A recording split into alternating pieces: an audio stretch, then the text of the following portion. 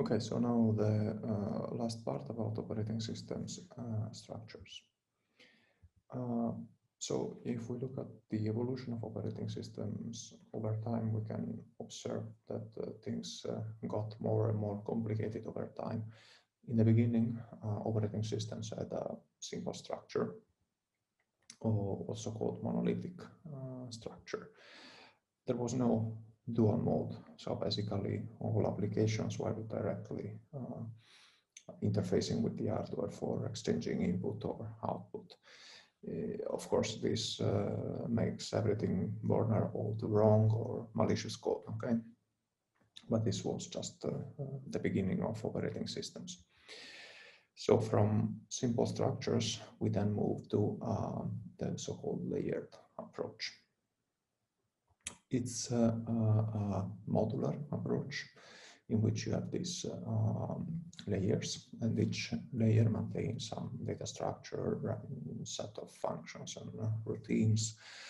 It makes it easier to debug because you start having separate modules. The problem here is that of circular references.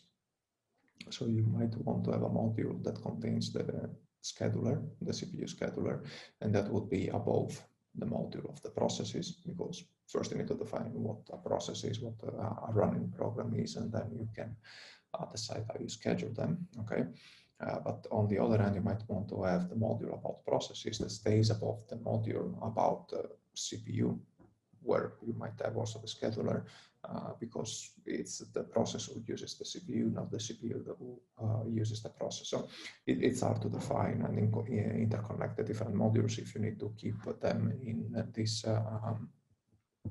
layer, one on top of the other, with exclusive, let's say, competence in each layer. So we then move to microkernels.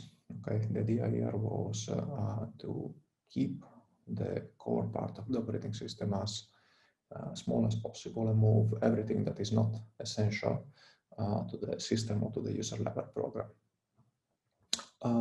It makes it smaller, so it's also more easy to maintain it, okay?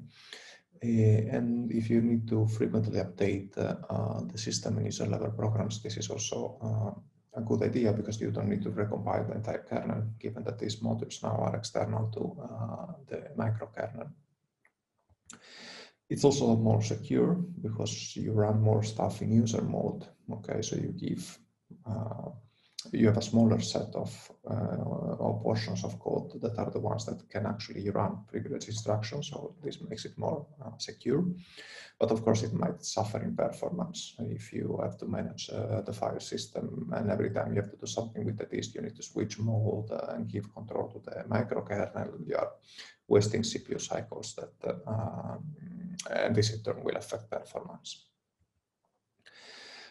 Aside from microkernels, you can have modules. Okay, that is similar, but the difference is that you can load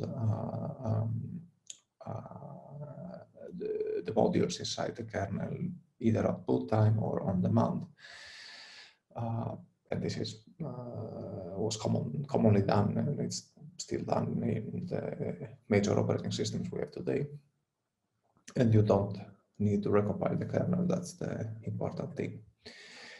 And finally, what we actually have today is some kind of hybrid system, okay, in which you take all the previous ones, or at least you pick parts of the previous one, depending on what, let's say, to try to take all the things that were efficient, depending on the case and the system that was developed before.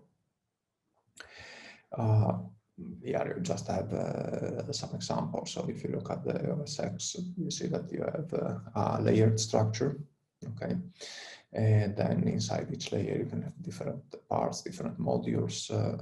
In the case of the OS X, you have parts that are from the Unix system, okay? Like, this one. And parts that are, let's say, that have been developed directly by for the OS X.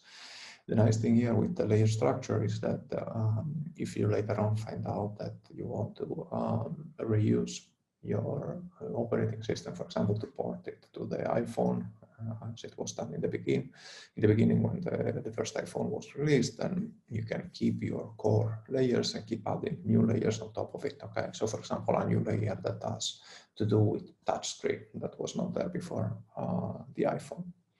And again, here I'm showing the iOS case, but if you look at the Android one, it looks very similar. You have different layers, and depending on the layer, then inside you have different modules.